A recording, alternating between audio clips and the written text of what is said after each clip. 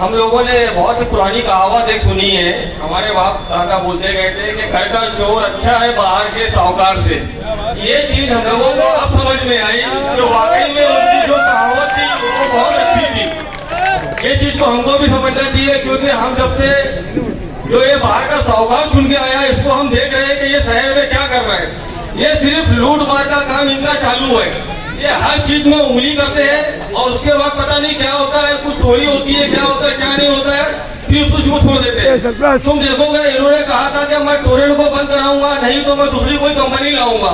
लेकिन इनका पता नहीं ऐसी क्या डीलिंग हो गई टोरेंट वाले लोगों से कि ना कोई दूसरी कंपनी आई, ना टोरेंट पावर का ऑडिट हुआ, कुछ नहीं हुआ। और जब से ये चुन के आए 2019 के बाद से, तुम लोग जाके रिकॉर्ड निकाल लो, पिछले साल 2019 से पहले आज तक कभी इतना केस नहीं हुआ भिवंडी के आवाम के ऊपर, और ना ही इतना ज्यादा फाइन मारा गया है जितना अब 2019 के बाद से मारा जा रहा है। वो तो इनकी किस्मत अच्छी है कि इनको जो पहले का किया हुआ काम है, जो पहले का मंजूर काम है, वो उनको मिल जा रहा है। नहीं तो ये काम जो आरसीसी ढकात नाके से शांति नगर तक रोड बनाना है, ये 2016 में ही मंजूर हो गया था, लेकिन इसकी ड्रेनेज लाइन का काम बाकी था, इसके लिए काम पेंडिंग चल रहा था।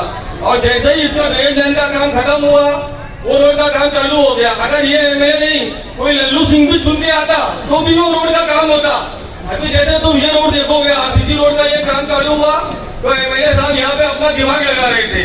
वो वहाँ आगे थे, जहाँ तक डाबर का रोड था उसके आगे से आरसीसी चालू करके नए गाँव तक लेके जा रहे थे।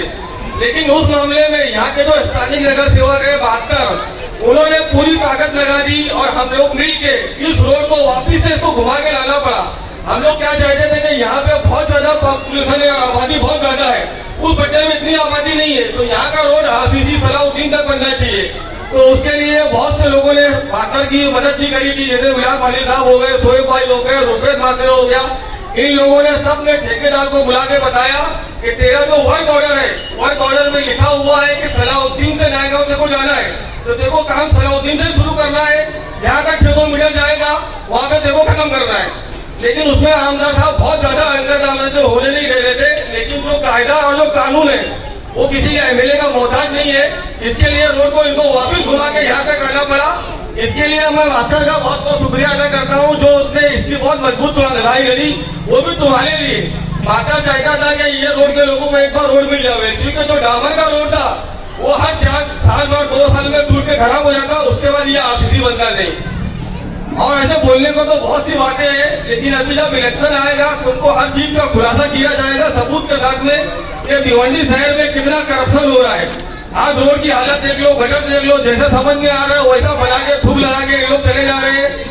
और उस काम को रोकने के लिए अगर कोई आता है, कोई नगर सेवक हो गया जिसको जिंदगी भर यहाँ रहना है, इनको तो यहाँ रहना नहीं है, आज रहकर चले जाएंगे। लेकिन हम लोग तो इसकी लड़ाई करते हैं तो ये आवाम को बेवकूफ बनाने के लिए और गुमराह करने के लिए लोगों को आगे स्टेज पे बोलते हैं, न्यूज में बोलते हैं कि ये लोग काम में अड़ंगा डाल रहे हैं। हम लोगों का मकसद कभी काम में अड़ंगा डालना नहीं रहा है। हम लोग चाहते हैं कि इतनी मुसीबत से और इतनी मुश्किलात उठा के एक बार ये काम हो रहा है तो काम अच्छे से हो जाए। लेकिन ये किसी सूरत में काम अच्छा करने को तैयार नहीं है। तुम जकात नाके से शांति नगर तक इनका काम देख लेना। अगर वाकई में एमएलए साहब ईमानदार है तो अभी तक जितना काम हुआ है उसकी ये थर्ड पार्टी ऑडिट करवा देवे। थर्ड पार्टी ऑडिट में रिपोर्ट में सब आ जाएगा कि कैसा काम हुआ है कैसा नहीं। लेकिन ये अभी नहीं, ये खत्म होने के बाद भी थर्ड पार्टी ऑडिट नहीं करेंगे, क्योंकि इनकी कुछ साठगांठ है एमएमआरडी वालों से। और जब किसी एमएलए की किसी एमएमआरडी वाले से साठगांठ होती है तो वो ऐसे ही काम करता है, क्योंकि उसको मालूम है कि एमएलए कुछ करने वाला नहीं है, थर्ड पार्टी ऑडिट की रिपोर्ट नहीं मंगवाएगा ये, क्योंकि बातचीत हो चुकी होती है। तो इसके लिए जब बाद में कभी इलेक्शन आएगा तो तुमको उनके बारे में एक एक चीज प्रूफ के साथ में बताई जाएगी।